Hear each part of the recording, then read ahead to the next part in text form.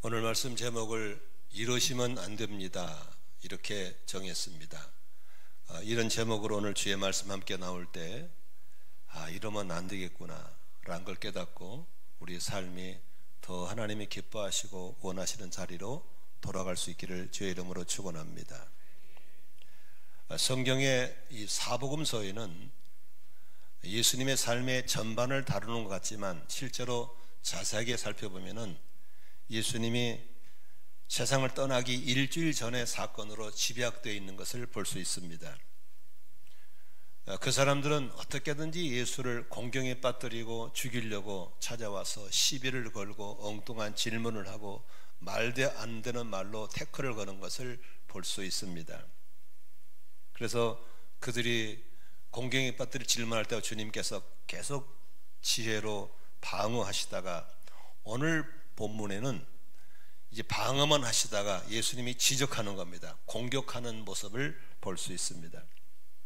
특별히 그네들이 예수님을 향해서 공경에 빠뜨리고 예수를 괴롭히고 예수를 죽이려고 했던 것들은 그들이 생각하는 메시아에 대한 잘못된 선입관입니다.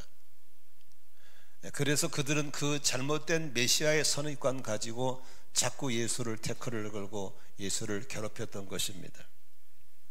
오늘 그 부분에 대해서 좀 같이 나누면서 혹시 여러분들도 교회 다니면서 항상 교회에 대해 뺐다가고 부정적이고 또 늘 시험에 드는 사람들은 오늘 무엇이 잘못됐는가를 발견하고 이제 좀 만성 시험증에서 벗어나기를 바랍니다. 만성 삐짐에서도 벗어나기를 바라고요.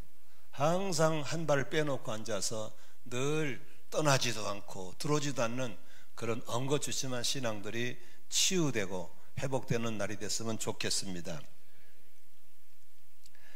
그 사람들은 오래전부터 여호와 하나님을 믿는 사람들이었습니다.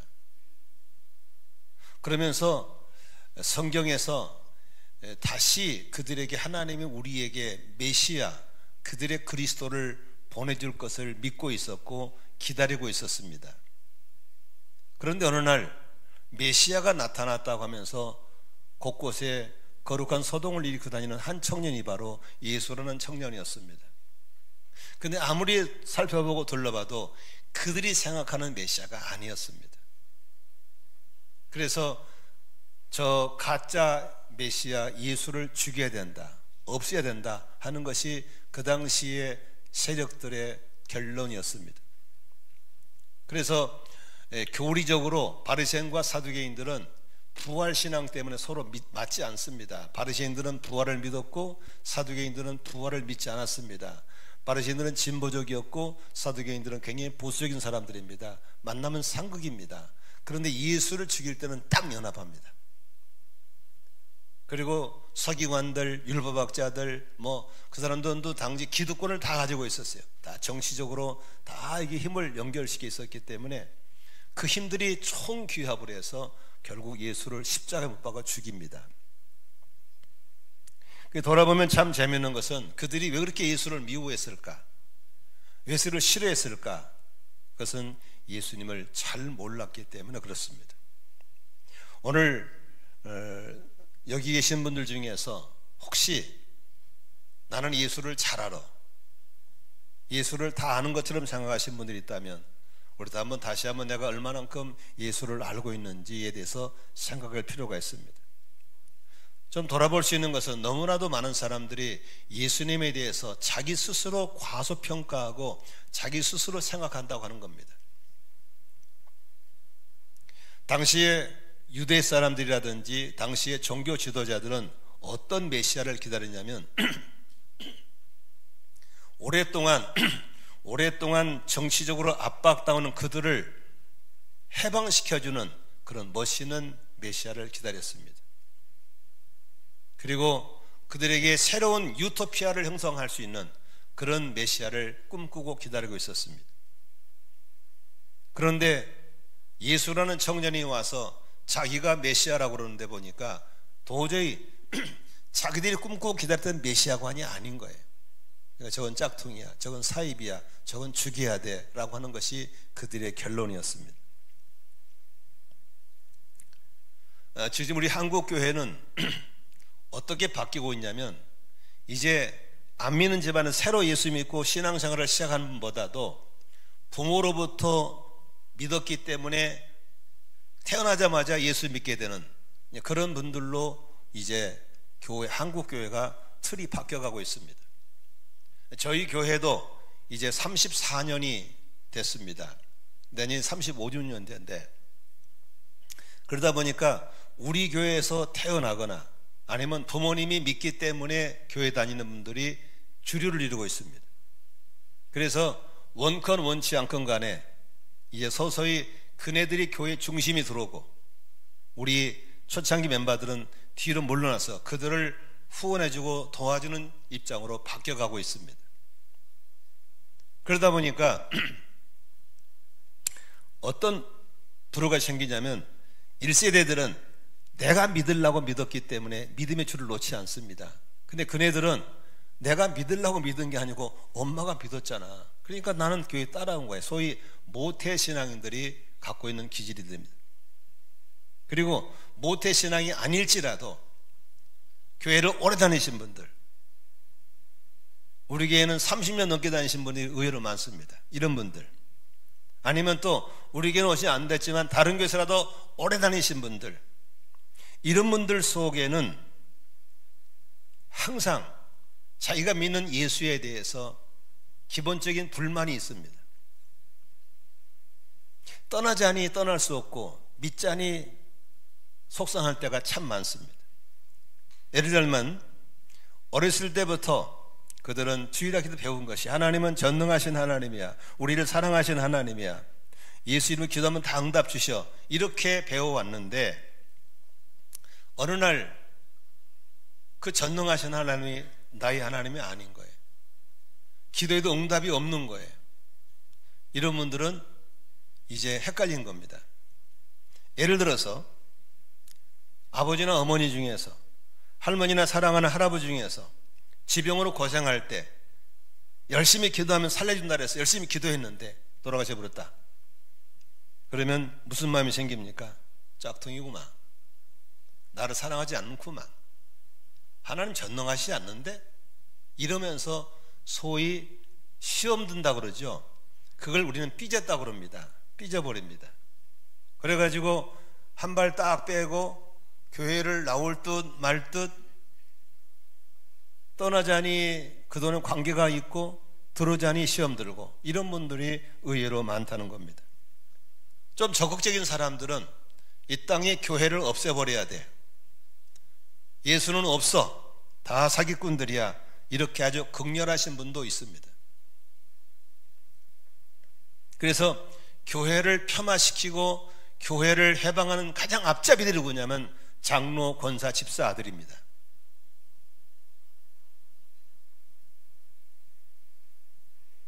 원하는 대로 기도 응답이 안 온다고 낙심하고 믿음이 흘리는 분들, 바로 이런 사람들이 누굽니까? 당시의 유대인들입니다. 당시의 종교 지도자들이었습니다. 바로 그런 사람, 그들이 생각하는 메시아가 아닌 거예요.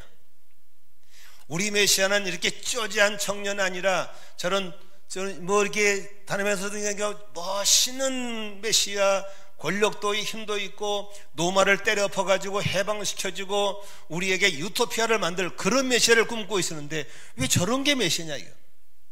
그래서 그들이 시험 들고 삐지고, 그래서 저걸 없애야 돼 한 겁니다. 왜 우리가 신앙생활 하면서 스스로 삐지고 스스로 안 다니고 스스로 주저앉고 있는가? 그것은 바로 하나님에 대해서, 예수님에 대해서 잘못 알고 있거나 과소평가해서 그렇습니다. 그렇다면 우리는 이런 시험에서 빠져나오기 위해서는 어떻게 해야 될까요? 예수님을 바르게 알아야 됩니다. 우리가 신앙적으로 성숙하기 위해서, 이런 자질구레한 시험에 들지 않기 위해서는 예수가 이 땅에 왜 오셨는가에 대해서 우리가 바르게 알아야 될 줄로 믿습니다. 예수님이 오신 목적에 대해서 요한에서 3장 8절은 이렇게 얘기하고 있습니다. 같이 읽겠습니다. 하나님의 아들이 나타나신 목적은 악마의 일을 멸하려 하시는 것이다. 예수 그리스도 이 땅에 오신 목적은 바로 마귀의 일을 멸하러 오셨다 그랬습니다. 하나님이 지신 아름다운 세상에 하나님을 대적하고 사람을 유혹하는 사탄 마귀가 아담과 하와를 유혹하고 들어옵니다. 그래서 그네들은 계속해서 하나님이 하신 일을 방해합니다. 하나님 뜻과 그대로 사는 사람들을 계속 괴롭히고 못된 짓을 합니다. 그래서 하나님께서는 그 악마 일을 멸하기 위해서 이 땅에 예수 그리스도를 보내신 겁니다. 그분은 오셔서 예수 그리스도를 멸하기 위해서, 예수가 타고 다니는 죄의 통로를 다 차단하기 위해서, 인류의 죄를 없애기 위해서 십자가에 죽으시고 피 흘리시고 부활하심으로 이 땅의 모든 죄를 다 없이 하시는 놀라운 역사를 일으킨 줄로 믿습니다. 그러므로 예수의 피 없이는 어떤 죄도 용서할 수가 없습니다.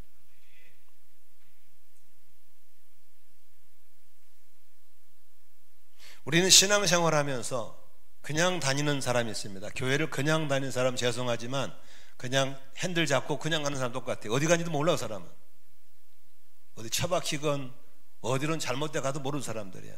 교회 다니는 사람 분명한 목적이 있어야 됩니다. 믿는 사람들을 신자라는, 신자, 제대로 믿고 신자가 되기를 주의 이름으로 축원합니다. 어떤 사람은 신자에 멈춰 있습니다. 아닙니다. 신자 다음에 갈 코스가 제자입니다. 제자는 믿을 뿐이 아니라 주님이 하는 일을 하면서 따라가는 사람이 제자입니다. 오늘도 우리 교우들이 제자들의, 신자들의 공동체에서 제자들의 공동체로 바뀔 수 있기를 축복합니다. 그런데 제자까지는 근근히 가는데 그 다음이 없는 분이 있습니다. 그 다음이 군사입니다. 마귀 일을 멸하러 오신 주님과 함께 서서 나도 마귀와 맞짱 뜨면서 마귀 일을 멸하고 원수를 물리치는 일에 싸우는 군사로서의 삶이 되어야 될 줄로 믿습니다. 그래서 제가 누누이 얘기했습니까? 제발 목자 목녀님들은 군사의 삶을 하셔야 됩니다 라고 해도 콧방귀 뿡뿡 끼신 분들 훌륭하신 분들입니다. 존경스럽습니다. 누가? 사탄이 그런다. 훈련 받으셔야 됩니다. 제자가 됐건 군사가 됐건 태어나지 않습니다. 훈련으로 제자가 되고 훈련으로 군사가 될 줄로 믿습니다. 이번에 인도네시아 가서 군사의 삶을 강의했더니 난리가 난 거예요. 아, 몰랐구나, 이래서 당했구나 하면서 선교사님들이 무장을 하고 전신갑주를 점검하고 이번 주 목요일 날 이제 그 줌으로 인도네시아 선교사를 다 모아놓고 중보기도 가르칩니다. 거기도 중보팀을 만들고. 여러분이 몰라서 당하는 것은 어리석은 겁니다. 알아야 됩니다. 여러분들이 아까 우리 심사님 간증 것처럼 3월달에 군사의 삶을 만남으로 저 집안의 가족들에게 큰 변화가 왔다. 맞습니다. 군사의 삶 속에 들어오시기를 바랍니다. 1년에 한 번 모집한 금년 3월 첫째 주부터 시작됩니다. 이미 목회자들이 줄을 서고 대기하고 있습니다. 어쩌면 우리 교인들이 설 자리 별로 없을 겁니다.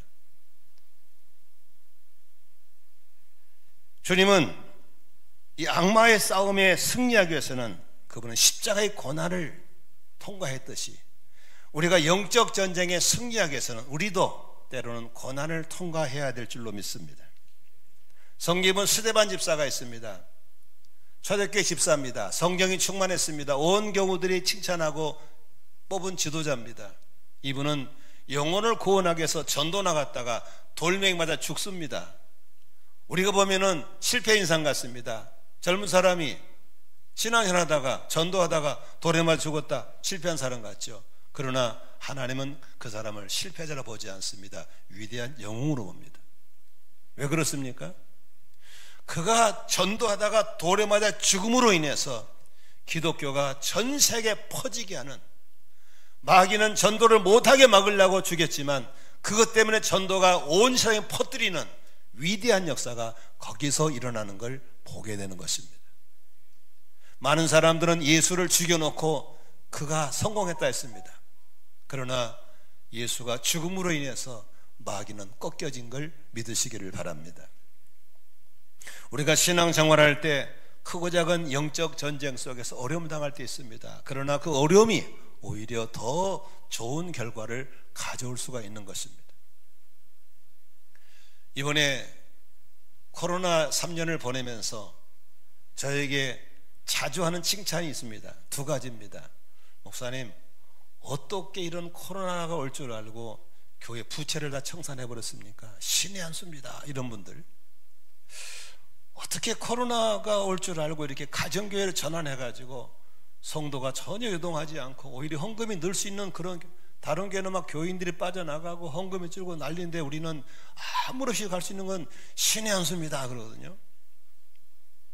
저는 그렇게 신의 한 수만큼 신통한 무도용 동사는 아닙니다. 그러나 돌아보면 월피동 이쪽으로 와서 지금 12년 됐습니다. 와서 여러분 아시다시피 어마어마한 시련이 왔지 않습니까?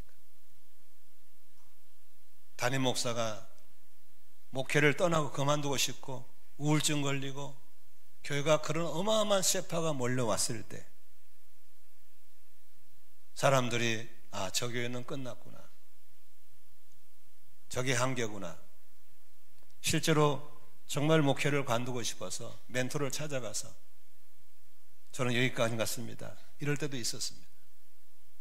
그러나 그런 고난이 왔기 때문에 이건 교회가 아니다, 이렇게 하는 건 목회가 아니야, 성경에서 말하는 교회는 어떤 교회일까를 찾게 됐던 것이 바로 그런 고난 때문이었습니다.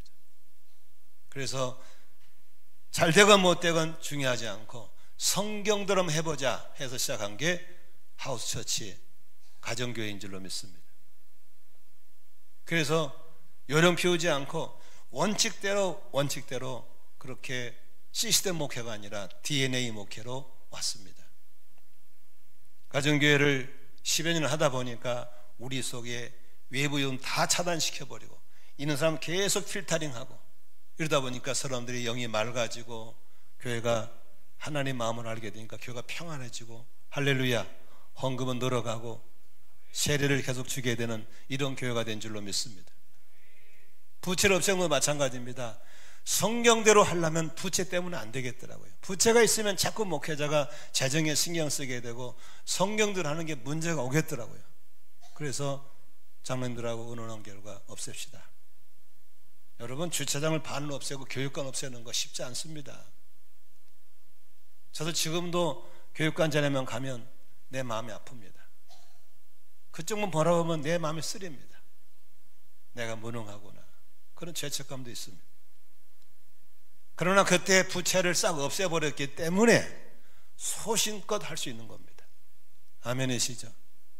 그래서 저는 신의 한 수가 그게 온 게 아니고 그냥 그런 시련과 어려움이 마귀가 죽이려고 덤벼올 때 그것이 오히려 나를 이렇게 만들어준 겁니다. 여러분 힘들고 어렵지요? 그 어려움을 통해서 영적 전쟁의 승리의 길로 가게 될 걸 믿으시길 바랍니다. 그 어려움 때문에 금식하게 되고 기도하게 되고 철회하게 되고 주를 붙잡게 되고 본질을 다시 한번 돌아보게 되는 그런 계기가 되는 것입니다. 여러분이 생각하는 그런 메시아가 아닙니다. 마귀의 일을 멸하러 오신 걸 믿으시길 바랍니다. 우리를 구원하기 위해서 죄의 문제를 해결하러 오신 걸 믿으시기 바랍니다. 유토피아를 만들어주고 짱 한번 나타나시는 그런 메시아로 오신 게 아닌 겁니다. 그러므로 우리는 내가 생각하는 그런 메시아관을 빠져나오셔서 주님을 전체를 보는 큰 눈을 가지시기를 주의 이름으로 축원합니다. 오늘 주님께서는 이런 율법학자들을 단호하게 책망하시면서 또 호되게 난무하시는 장면이 나옵니다. 그게 바로 38절부터 40절까지 호되게 난무하십니다. 같이 한번 읽겠습니다. 볼펜 들고 치십시오. 예수께서 가르치시면서 이렇게 말씀하셨다. 율법학자들을 조심해라. 조심하라고 그러죠. 이건 주의입니다. 그들은 뭘 입고 다니기를 좋아해요?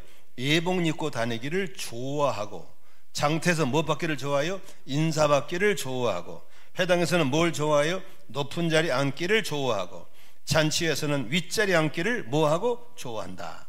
그들은 과부들의 가사를 삼키고 남에게 보이려고, 누구한테 보이려고? 남에게 보이려고 어떻게 한다고? 길게 기도한다. 이런 사람들의 말로 엄한 심판을 받을 것이다 그랬습니다.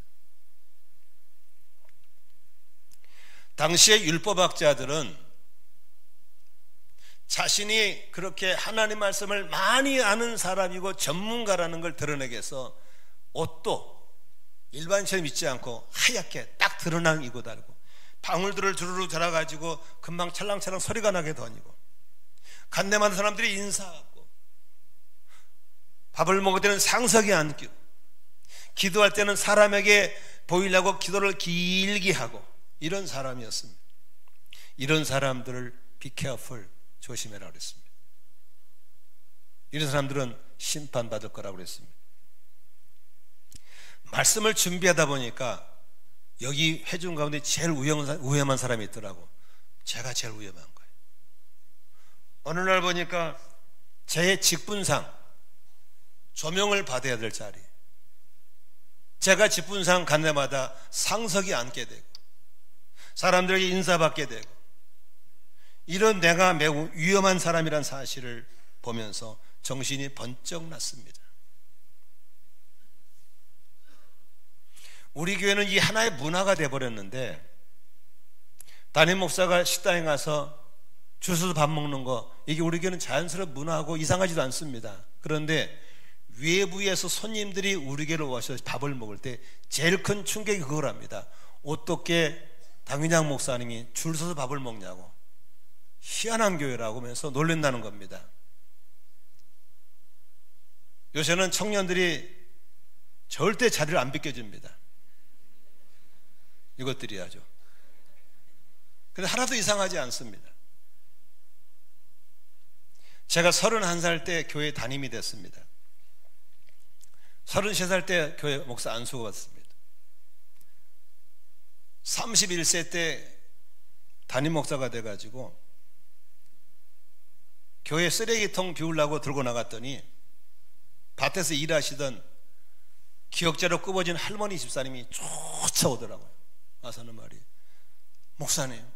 목사님은 이런 게 하신 게 아닙니다. 우리 같은 사람이 해야 됩니다. 어떻게 주의 종님이 쓰레기를 들고 나오십니까? 이런 분이 있었어요. 저는 그 순간에 이거 참 희한하다. 부흥사들이 다니면서 뭘 가르쳐 놨을까? 왜 목회자를 신으로 만들어 놨을까? 목회자를 존경하는 건 좋은데 왜 그렇게 만들어 놨을까? 그걸 고치는데 참 힘들었습니다. 고쳐지지도 않고, 지금도 여기 계신 분 중에 그런 분들이 있으리라고 생각합니다. 당연히 나는 상석에 앉아야만 돼. 당연히 나는 인사를 받아야만 해. 나는 당연히 어디 가면 그런 존경을 받아야 돼라고 생각되신 분은 안 되는 겁니다. 이런 분들은 심판받을 확률이 많습니다. 우리가 또 생각해 볼 수 있는 것은 우리의 신앙생활을 이용하지 않기를 바랍니다.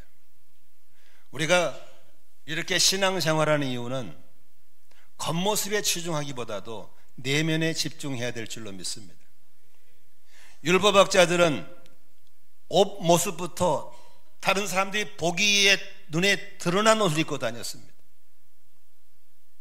그런데 주님은 이런 사람 중에서 마태복음 23장 27절에 이렇게 지적합니다. 함께 읽겠습니다. 율법학자들과 바리새파 사람들아, 위선자들아, 너희에게 뭐가 있다? 화가 있다. 너희는 무슨 무덤 같다? 회칠한 무덤과 같기 때문이다. 그것은 겉으로는 아름답게 보이지만 그 안에는 죽은 사람의 뼈와 온갖 더러운 것이 가득하다 그랬습니다. 제가 필리핀에 다바오라는 곳에 가봤더니 공동묘지를 데리고 가더라고요. 근데 공동묘지 가니까 조그만 집들이 많아요. 조그만 집들이, 원룸 같은 게. 그리고 에어컨이 달려서 그 더운데. 그래서 내가 뭐냐 물어봤더니 그 집이 다 묘래, 묘. 중설한 묘. 그러니까 더운 날은 에어컨 켜놓은데요. 무덤에 계신 분 덥다고. 이해가 되십니까? 자식들은 먹을 게 없어서 쫄쫄 굶고 있는데 유산을 이렇게 물르고 가버리니까. 회칠한 무덤은 겉은 하기 싫은 게 얼마나 깨끗합니까? 그러나 그 속에는 뭐가 있어요? 사람의 시신이 썩어가는 시신이 냄새가 난 것이죠. 주님께서 왜 율법학자들, 당시의 종교 지도자를 그렇게 지적했을까? 신앙생활은 겉모습이 중요한 게 아니고 내면이 중요하다고 하는 겁니다. 교회를 오래 다니신 분들은 몸에 배어 있습니다. 주일날 안 빠집니다. 저분들은 술 안 먹습니다. 담배 안 피웁니다. 11조 안 떼먹습니다. 아주 잘 믿는 건 다 합니다. 그런데 그들의 내면 속에는 시기와 질투와 교만과 분냄이 우글거리고 있다면 바로 주님이 지적한 회칠한 무덤이 아닐까 싶습니다. 차라리 주일날 빠져먹고 술도 가끔 먹고 담배도 피우고 11조도 떼먹고 다니면서 교회 오면서 겉과 속이 다 지저분하면 얼마나 좋겠어요.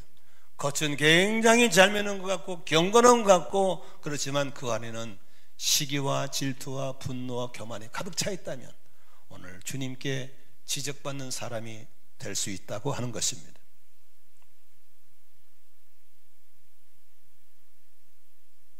갈라디아서 5장 22, 23절에 주님은 우리에게 이런 말씀하십니다. 같이 읽겠습니다. 그러나 성령의 열매는 사랑과 기쁨과 화평과 인내와 친절과 선함과 신실과 뭐죠? 온유와 절제입니다. 이 성령의 열매는 예수님의 성품을 말하거든요. 우리 안에 이런 예수의 성품이 가득가득 들어있어야 될 줄로 믿습니다.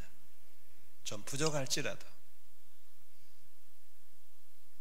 제가 이제 어느 날 장로님들하고 좀 재미있는 농담 겸 진담 이런 말 했어요. 목사가 당연히 이렇게 넥타이 메고 정장을 해야 되는 걸로 알고 있습니다. 그러나 40년 넘게 이걸 메고 있다 보니 이게 저한테는 제복입니다. 제복. 그래서 좀 제가 평일날은 청바지에 좀 캐주얼하게 입어도 좀 이해해 주십시오. 그래 한 장로님이 괜찮습니다. 저도 이렇게 왔는데요. 괜찮다고. 그래서 그걸 받아준 줄 알고 저는 주중에 거의 넥타이를 매지 않습니다. 만일에 넥타이를 매고 정장을 해서 능력이 나온다면 제가 매겠습니다. 그러나 능력은 복장에서 나온 게 아닙니다. 내 내면에서 나오는 걸 믿으시기를 바랍니다. 우리 모두 외적인 치장으로 겉모습 치장 힘쓰는 신앙생활이 아니라 내면을 돌아보는 신앙생활 되시기를 주의 이름으로 축원합니다. 두 번째, 직분자에 대한 얘기입니다. 오늘 얘기 나오는 바리새인들, 율법학자는 다 직분이거든요. 직분은 존경받기 위해서 가진 게 아닙니다. 직분은 섬기기 위해서 있는 겁니다. 그들은 율법학자가 되고 바리새인이 되고 사두개인이 되고 서기관이 되면 사람들이 지나가다 다 인사를 하고 상석에 앉고 다 존경해 주니까 너무 좋은 거야. 그래서 그들의 꿈이 뭐냐? 나는 율법학자가 될 거야. 나는 바리새인이 될 거야. 사두개인 될 거야. 그러면서 오로지 그 포지션에 신경을 쓰는 겁니다. 교회가 만일 이되면 안 되는 겁니다. 교회는 목사도 있고 장로도 있고 집사도 있고 권사도 있고 다 있죠. 이 직분이 존경받는 자리에 가기 위해서 올라간다면 안 되는 겁니다. 직분은 명예도 아니고 존경받는 자리도 아니고 봉사의 기회를 잡고 있는 걸 믿으시길 바랍니다. 잘 들으세요. 제가 천국 갈 때 목사라는 타이틀로 가나요? 아닙니다. 주 안에 형제로 가는 겁니다. 장로로 가고 권사로 갈 것 같습니까? 주 안에 구원받은 형제로 들어가는 걸 믿으시길 바랍니다.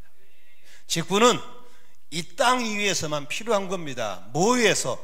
존경받기 위해서가 아니라 섬기기 위해서입니다. 아멘. 우리는 가정교회를 하기 때문에 막 그런 일이 거의 없더라고요. 거의 없어요. 100% 없는 건 아니고. 그런데 큰 교회는 심각 정도가 아니라 병적입니다.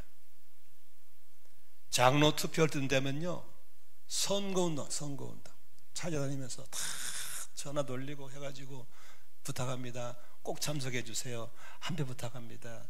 우리 아빠가 몇 번입니다. 이거 그래 표를 모으는 거예요. 떨어졌다. 떨어지면 막 울고 불고 뭐 시험들 교회다 옮긴다 그러고 또 다음에 또 나오고 그렇게 해서 장로가 됐습니다. 뭐 하겠다는 겁니까? 그래서 상석에 앉고 존경받고 기도 길게 하는 자리에 있겠습니까?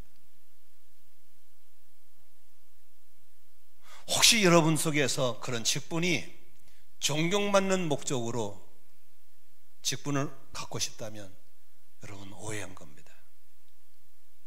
섬기는 자리에 있는 겁니다. 큰 소리로 아멘 하십시다. 큰 직분을 사모하셔야 됩니다. 장로님 되기를 사모하셔야 되고 권사 되기를 사모해야 됩니다. 중요한 것은 봉사하기 위해서입니다. 섬기기 위해서입니다. 이럴 때 아멘해야 독소가 빠져나갈 줄로 믿습니다. 목자 목녀 해보시니까 어때요? 쉬워요? 어려워요? 어렵습니다. 힘듭니다. 왜? 그 자리는 섬기는 자리입니다.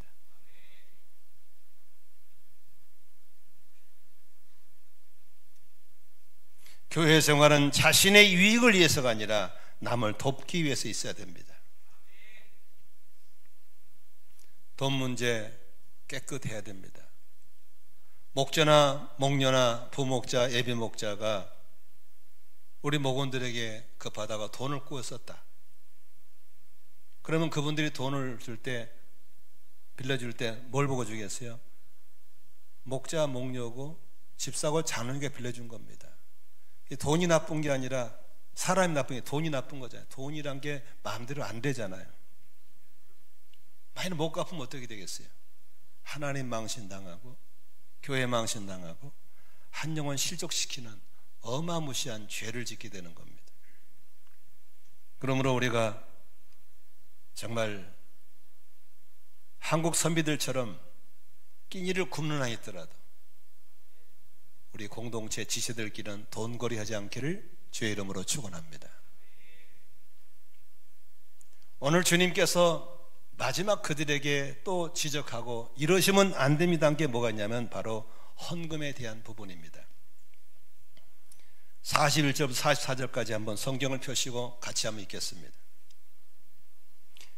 볼펜 잡으십시오. 41절 예수께서 헌금한 맞은쪽에 앉아서 무리가 어떻게 헌금에 돈을 넣는가를 보고 계셨다. 여기서 동그라미 주세요. 예수께서 헌금 앞에 앉아서 보고 계셨다. 우리 교회는 헌금 순서가 없습니다. 그냥 헌금함에 놓고 들어오면 되는 겁니다. 거기 사람이 있는 것은 뭐 감시하려고 서 있는 게 아니고 관리하려고 서 있는 겁니다. 여러분 소신껏 내면 되는 겁니다. 그럼 한 가지 잊지 마십시오.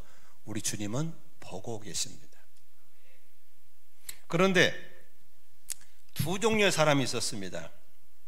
가난한 가부 한 사람이 와서 한 고드란트 동전 2닙을 넣었습니다.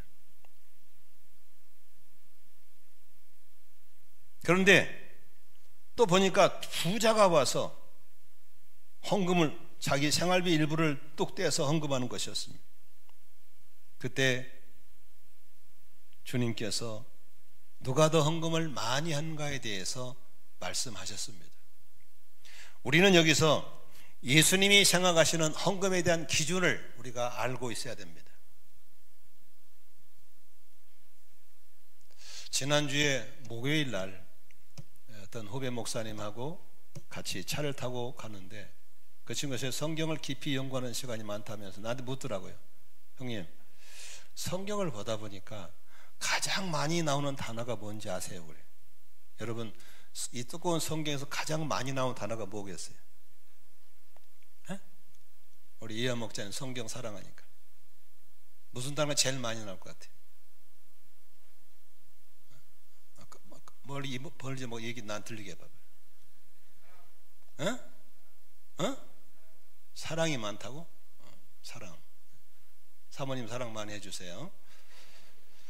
하나님에 대한 책이 하나님이 제일 많이 나옵니다. 하나님 얘기가.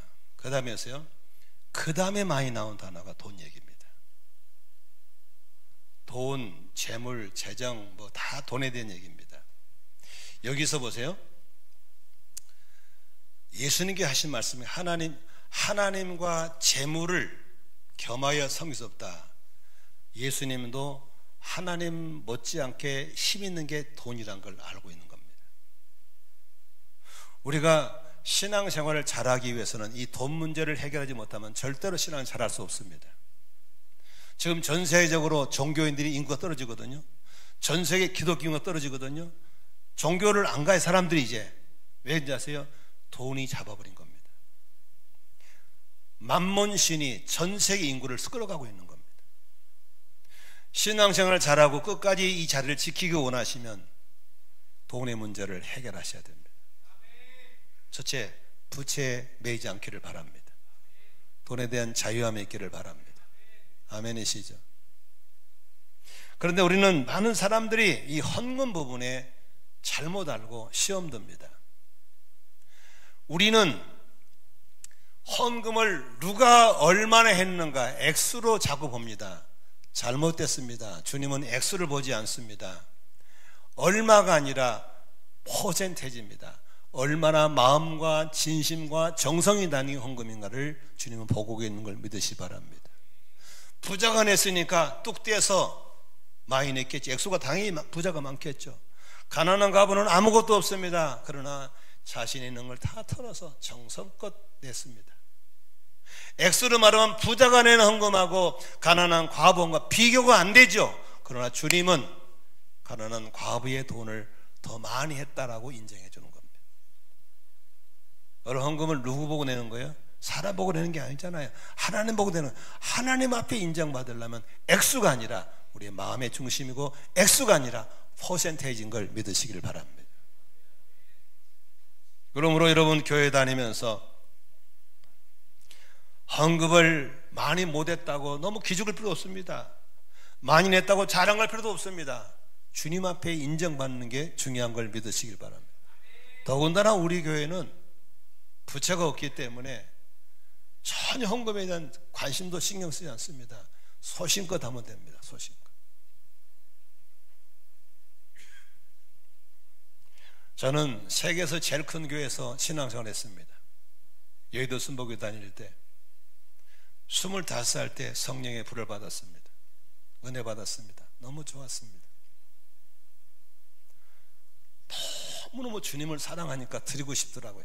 그런데 아무리 뒤져도 허점에 돈이 없습니다. 한 번도 그 큰 조영기 목사님이 나보고 헌금을 이렇게 가르친 적도 없어요. 배운 적도 없습니다. 그런데 내 마음속에 감동이 있었습니다. 드리고 싶은 거예요. 그래서 내가 헌금하는 몇 가지 기준을 정했습니다. 첫째, 새 돈이 나면 무조건 안 쓴다. 왜? 하나님께 바치려고. 새 돈이 나면 절대로 내가 가게에 갖다 준 적 없습니다. 교회에 냈습니다. 어느 날 아무리 한 주 동안 새 돈을 구해도 못 구했을 때는 헌돈이잖아요. 이걸 참 하나님께 드릴 수 없어서 갈분가락 묻혀가지고 다리미로 데렸습니다. 빳빳하게. 어느 날 정말 학교 다니면서 돈이 없으니까 동전밖에 없다. 근데 들고 싶어요. 동전을 그냥 들 수 없어서 치약 갖다가 닦았습니다. 반짝반짝반짝. 그래가지고 딴 거라도 소리 날까 봐 종이로 싸가지고 넣습니다. 아마 수전부가 내 헌금 보고 되게 웃었을 겁니다. 정말 좋은 걸 들고 싶었습니다. 제 마음속에는 이 큰 수십만 성도가 내가 헌금을 가장 아름답게 많이 하고 싶었습니다. 그런 저 중심 보시고 수십 년 동안 목회하면서 항상 돈을 쫓아간 게 돈이 저를 따라오게 하시는 기적 같은 은혜를 주신 줄로 믿습니다. 여러분, 교회 헌금은 액수가 아닙니다. 마음의 중심입니다. 액수가 아니고 퍼센테이지입니다. 희생이 들어간 헌금 하나님이 기쁘게 받아줄 줄로 믿습니다. 말씀을 정리하고 오늘 설교를 맺고 싶습니다. 우리 하나님께서는 참 좋으신 분이십니다. 믿으시면 아멘 합시다. 여러분이 예수 믿고 얼마나 변했는가 주님 관심 없습니다. 여러분이 얼마나 변하려고 노력하는가를 보고 있는 걸 믿으시길 바랍니다. 여러분이 사역하면서 뭐 얼마나 전도하고 얼마나 부흥가시키고 주님 너 관심 없습니다. 여러분들이 얼마나 사역에 충성하는가를 보시는 우리 주님인 줄로 믿습니다. 얼마나 바쳤는가를 보지 않습니다. 얼마나 정성과 희생이 담긴 예물인가를 보시는 분인 줄로 믿습니다. 이런 좋으신 하나님을 정성과 희생으로 잘 섬겨서 삶의 보람이 있기를 바라고, 하나님 앞에 섰을 때에 잘했다 칭찬 듣고 상 받으시는 저와 여러분 되시기를 예수 이름으로 축원합니다. 기도하겠습니다.